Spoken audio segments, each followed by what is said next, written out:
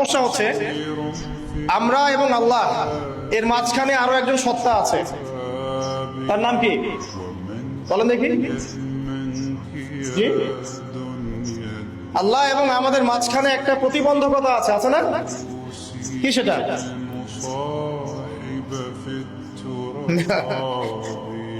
Sorry, আমি আসলে একটু অসুস্থ, এই কারণে সমস্যা হচ্ছে। ইবলিস, ইবলিস। আল্লাহ এবং বান্দার মাঝখানে একটা প্রতিবন্ধকতাকে ইবলিস, সে তো চ্যালেঞ্জ করেছে যে আমি ডান দিক থেকে আসবো, বাম দিক থেকে আসবো, সামন থেকে আসবো, পিছন থেকে আসবো, তোমার বান্দাদেরকে আমি জাহান্নামে নিয়েই ছাড়বো। এই চ্যালেঞ্জ করেছে কে? ইবলিস। এবং সে কিন্তু আল্লাহর কাছে কিয়ামত পর্যন্ত হায়াত চেয়েছে, আল্লাহ পাক হায়াত দিয়েও দিয়েছে। এটাই পরীক্ষা। তো ইবলিস এবং তার অনুসারী জিনের মধ্য থেকে এবং মানুষের মধ্য থেকে যারা আছে, এরা আল্লাহর বান্দাদেরকে এই উদ্দেশ্যটা ভুলিয়ে দেয় যে আল্লাহ পাক আমাদেরকে তার ইবাদত করার জন্য সৃষ্টি করেছে। যেমন দেখুন, জিন শয়তান আমাদের ইবাদতের মধ্যে সমস্যা সৃষ্টি করে, নামাজের মনোযোগ নষ্ট করে দেয়, দেয় না? আচ্ছা, আবার দেখবেন পরিবার চালাচ্ছেন, আপনি খুব অনেস্টির সাথে পরিবার চালাচ্ছেন, কিন্তু পরিবারের লোকজন আপনার কথা শোনে না, ফিতনা ফাসাদ সৃষ্টি করে রেখে দিল, আপনাকে আল্লাহর পথ থেকে সরিয়ে দিল। আপনি ভালো থাকতে চাচ্ছেন, সমাজের মানুষ আপনাকে ভালো থাকতে দিচ্ছে না। আপনি জুলুম করবেন না, কিন্তু জুলুমের শিকার হচ্ছেন। আপনি সুদ খেতে চাইছেন না, খেতে বাধ্য হচ্ছেন। মানে আপনি আল্লাহর পথে চলতে চাইলেও জিন শয়তান আর মানুষ শয়তানরা আপনাকে বাধা দিচ্ছে, এবং শয়তান দুনিয়ার শোভা চাকচিক্য আপনার সামনে তুলে ধরে আল্লাহর পথ থেকে আমাদেরকে সরিয়ে রাখছে, তাই নয় কি? এটা আল্লাহ পাক খুব ভালো করেই জানেন যে আমার বান্দাদের সবচেয়ে বড় প্রতিবন্ধকতা হবে শয়তান, আদু মুবিন, সুস্পষ্ট শত্রু হবে। এই কারণে আল্লাহ রাব্বুল আলামিন কিছু নেয়ামত আমাদেরকে উপহার দিয়েছে। যেমন প্রত্যেক দিন 5 ওয়াক্ত নামাজ আল্লাহ পাক ফরজ করেছে। এর মধ্য দিয়ে কি হয়, একজন মানুষ যদি মনে করেন যে ফজরের নামাজ পড়েছে, জোহরের নামাজ আসতে আসতে সে কোনো পাপ কাজ করে ফেলেছে, দুনিয়ার নেশায় মত্ত হয়ে গেছে বা আল্লাহকে ভুলে গেছে, কথা যখন জোহরের আজান হবে সে আবার মসজিদে আসবে, আবার সে আল্লাহকে স্মরণ করবে। আল্লাহ পাক তাকে স্মরণ করার মাধ্যম তৈরি করে দিয়েছেন। এভাবে আসরের ওয়াক্ত যেতে যেতে যদি কোনো পাপ পড়ে, আসরের আজান শুনলে আবার মসজিদে আসবে, আবার সিজদা করবে, আবার আল্লাহর কাছাকাছি চলে আসবে। এভাবে মাগরিব, এভাবে এশা।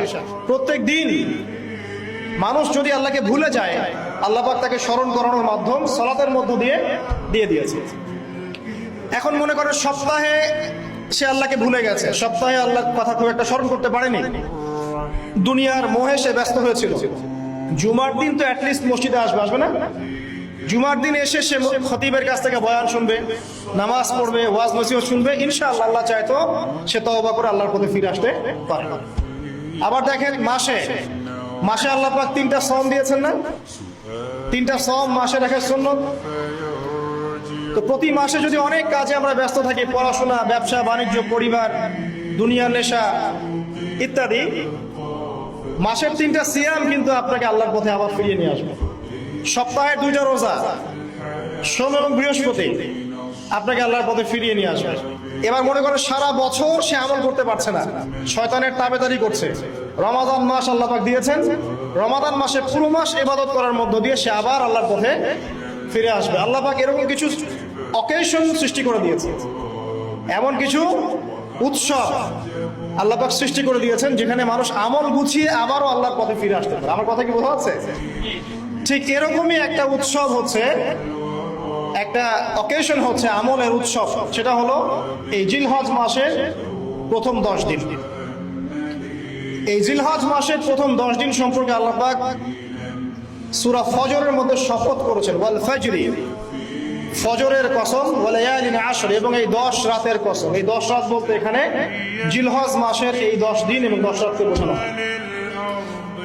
এর ফজিলত সম্পর্কে নবী সাল্লাল্লাহু আলাইহি ওয়াসাল্লাম একটা হাদিসে বলছেন, সহিহ বুখারী হাদিস, আনাস রাদিয়াল্লাহু আনহু, ইবনে আব্বাস রাদিয়াল্লাহু আনহুমা থেকে বর্ণিত, নবী করিম সাল্লাল্লাহু আলাইহি ওয়াসাল্লাম বলেছেন যে মা মিন আইয়ামিন আমালু সালিহু ফীহিন্না আহাব্বু ইলাল্লাহ মিন হাযিহিল আইয়ামিল 10। আল্লাহ পাকের কাছে এই 10 দিন অর্থাৎ জিলহজ মাসের প্রথম 10 দিনের নেক আমল যত বেশি প্রিয়, আল্লাহর কাছে জিলহজ মাসের প্রথম 10 দিনের নেক আমল যত বেশি প্রিয়, অন্য কোনো আমল এত বেশি প্রিয় না। অন্য কোন আমল, এটা বুঝতে গিয়ে সাহাবায়ে কেরাম প্রশ্ন করছেন, ক্বালু, তারা বলছেন, ইয়া রাসূলুল্লাহ, হে আল্লাহর রাসূল, বলুন সাল্লাল্লাহু আলাইহি ওয়াসাল্লাম, ওয়ালাল জিহাদু ফি সাবিলিল্লাহ, আল্লাহর পথের জিহাদও কি নয়? আমরা তো জানি ইসলামের সর্বোচ্চ চূড়া হচ্ছে আল্লাহর পথের জিহাদ। তো নবী সাল্লাল্লাহু আলাইহি ওয়াসাল্লাম বলছেন, ওয়ালাল জিহাদু ফি সাবিলিল্লাহ, আল্লাহর পথের জিহাদও নয়, আল্লাহর পথের জিহাদও নয়, ইল্লা, তবে ওই ব্যক্তির কথা ভিন্ন, রাজুলুন খারাজা বিনাফসিহি ওয়া মালিহি ফালাম ইয়ারজি' মিন যালিকা বিশাই, কোন একজন ব্যক্তি যে তার জান এবং তার মাল নিয়ে আল্লাহর পথে বেরিয়ে গেছে, তারপরে কোনো কিছু নিয়ে সে ফিরে আসতে পারে নাই, মানে সে শহীদ হয়ে গেছে, এই ব্যক্তির কথা ভিন্ন।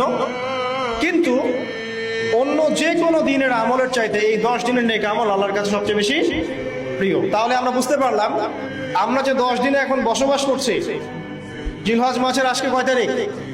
1 তারিখ। এই যে আল্লাহ পাক নিয়ামতের সাথে আমাদেরকে বাঁচিয়ে রেখেছেন, এই 10 দিন আমল করার সুযোগ দিয়েছেন, এই কৃতজ্ঞতা স্বীকার করে আমরা কিন্তু শেষ করতে পারবো না।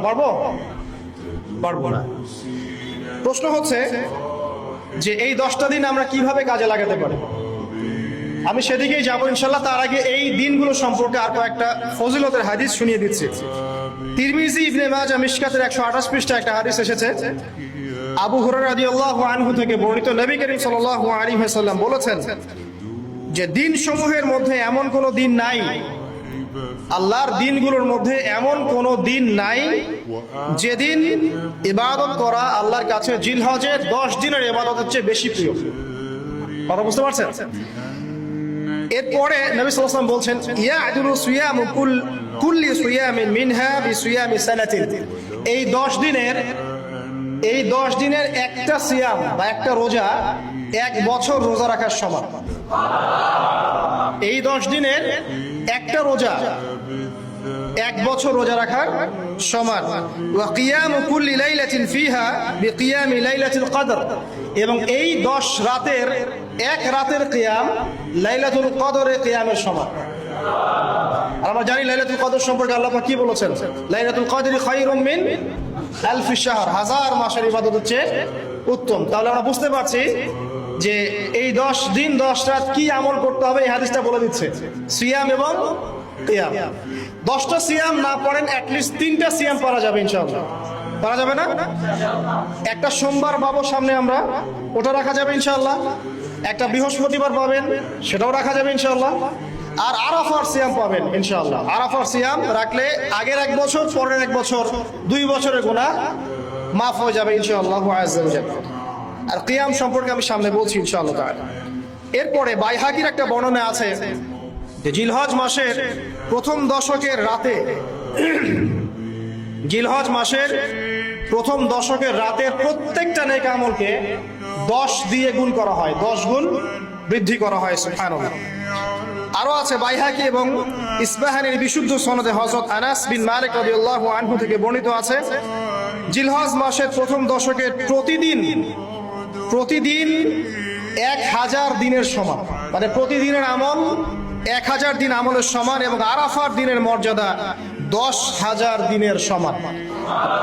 আরাফার দিন যে ব্যক্তি ইবাদত করবে ইনশাআল্লাহ তাআলা, সে 10,000 দিন ইবাদতের নেকি পাবে ইনশাআল্লাহ আযজা ওয়া জাল্লা। তো প্রথম কি করতে হবে সেটা এই হাদিস থেকে বোঝা যাচ্ছে। হাদিসটা কি?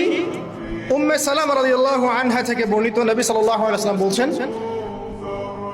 যে জিলহজ মাসের চাঁদ যে ব্যক্তি দেখবে, সে যেন তার নখ এবং তার চুল এগুলো যেন আর না কাটে।